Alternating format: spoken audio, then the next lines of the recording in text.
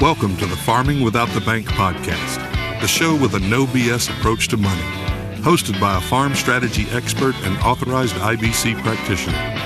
Join us as we get real and expose the flaws of traditional financial institutions in order to help farmers take control of their finances, create peace of mind, grow their wealth, and leave a legacy.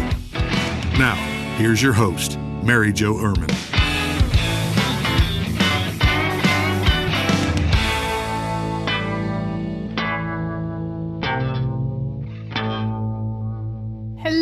Hello, and welcome back to the podcast, or welcome if it's your first time. I appreciate you being here.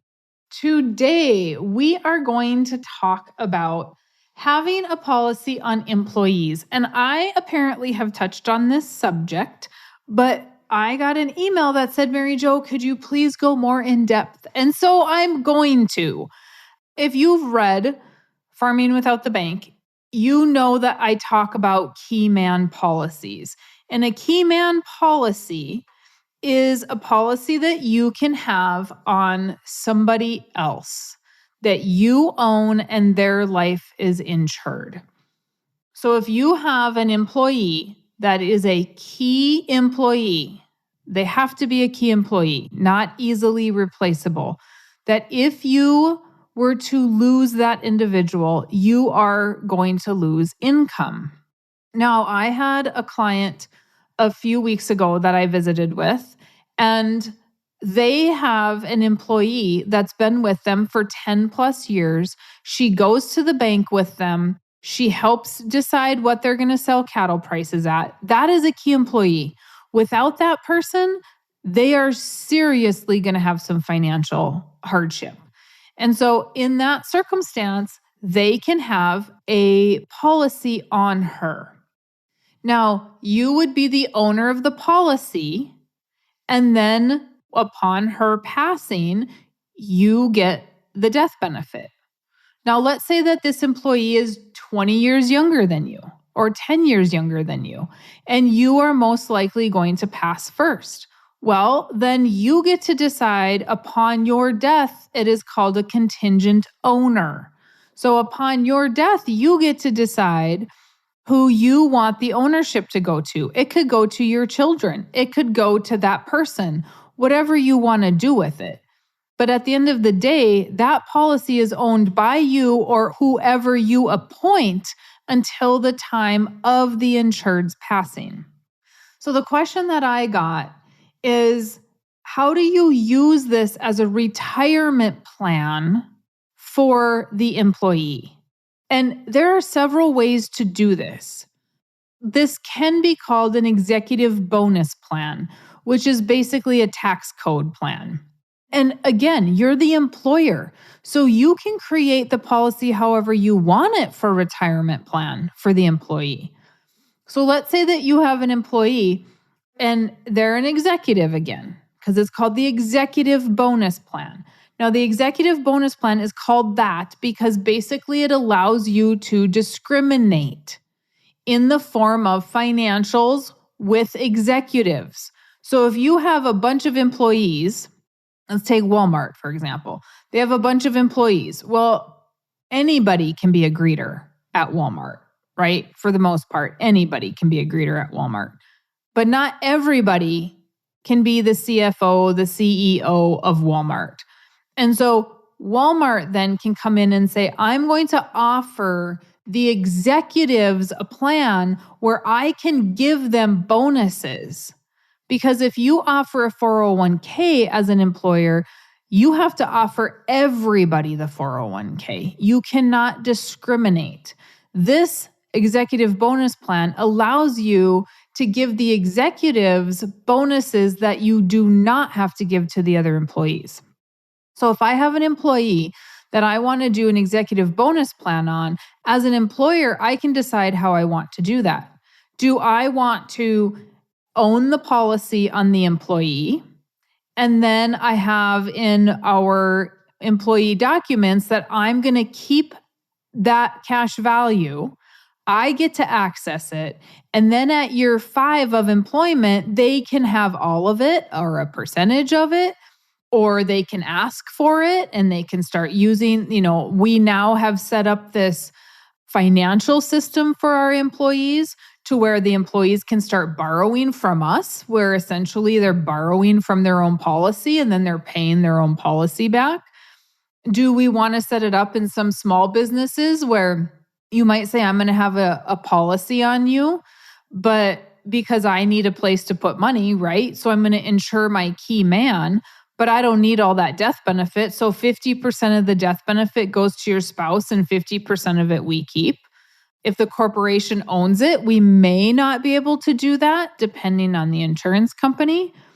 There are people that do executive bonus plans where instead of doing a match, the employee wants the money. So now we're going to put it into a life insurance policy and let the employee have access to it. Let the employee own the policy and control the policy.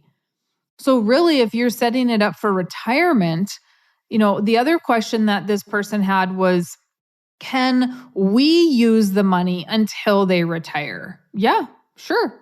It's essentially your business. You own that policy. You can make whatever rule you want within your business. There are no limitations because remember, the life insurance company does not care what the money is used for. They're not asking you questions. You don't have to have permission. You get to lend the money to other people. You get to use it yourself. If at retirement, you want to change them as the owner, you sure can, because the owner of a policy can be changed at any time. So you having a policy on your employee, there has to be a financial loss there to do that. But if you want to teach your employees the concept, then instead of giving them a 401k match, you could just give them money that gets paid to the insurance company, which means they then would have to start something on their own or they don't get it. You could do that too, I suppose. I mean, ultimately, in my opinion, it's your company, your rules. You get to decide. But there is a tax code. I think it's 770. I call it the executive bonus plan. I believe other people call it 770 tax code that allows you to do that without offering it to everybody else. It is no different really than having a policy on a landlord, on mom and dad, on a business partner. It's essentially the same thing. The difference is this is a key man policy where on dad or a business partner or a landlord, it might be a buy-sell policy. Now, a lot of people get caught up in the terminology of that, and the only people that really care are the life insurance agencies or the life insurance companies. Sorry, they want to know, is this a key man policy or is this a buy-sell policy? And only to justify why we're getting a policy on somebody else's life.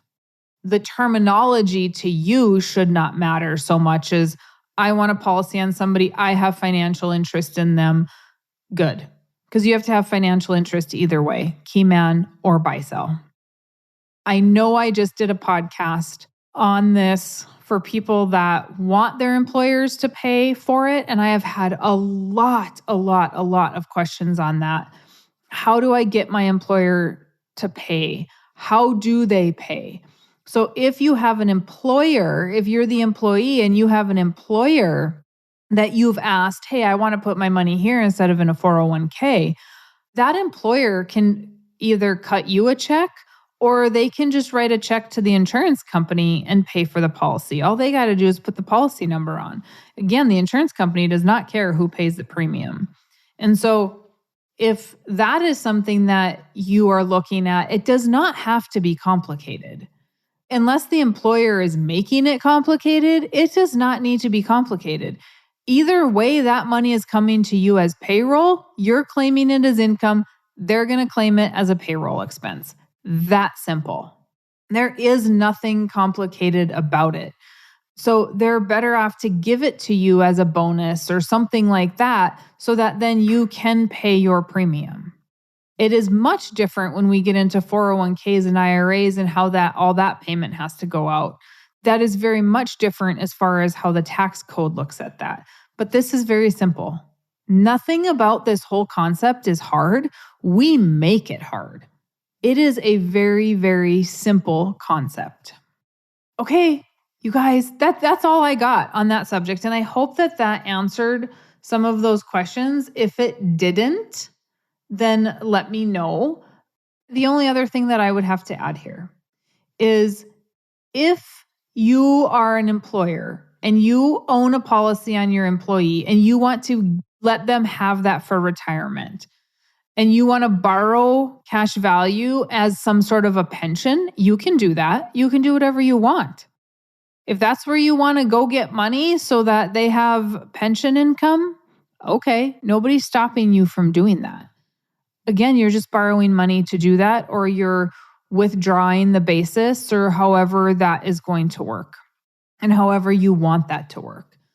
I do have another podcast that I need to do on how to use a policy for retirement. So if that's not the next podcast, it'll be the following one. It'll be in the next few podcasts. So tune into that one. And then you're going to really I'm going to kind of break down how can we use that and what does that look like. All right. That's it. That's all I got. I hope that helps. And if you do have any other questions or suggestions, please let me know because I love them. I love them. All right, you guys have a great day. Make sure that you go buy Farming Without the Bank or Life Without the Bank. Read Nelson's book and share this. Leave a review. Either way, have a good one, and we'll talk to you in the next podcast. Thanks for listening to the Farming Without the Bank podcast. We hope today's episode has inspired you to take control of your finances in new ways. Don't forget to check out our website, farmingwithoutthebank.com, and engage with us on our Facebook page, Farming Without the Bank. Join us next week as we smash more financial myths and empower you to accomplish your financial goals.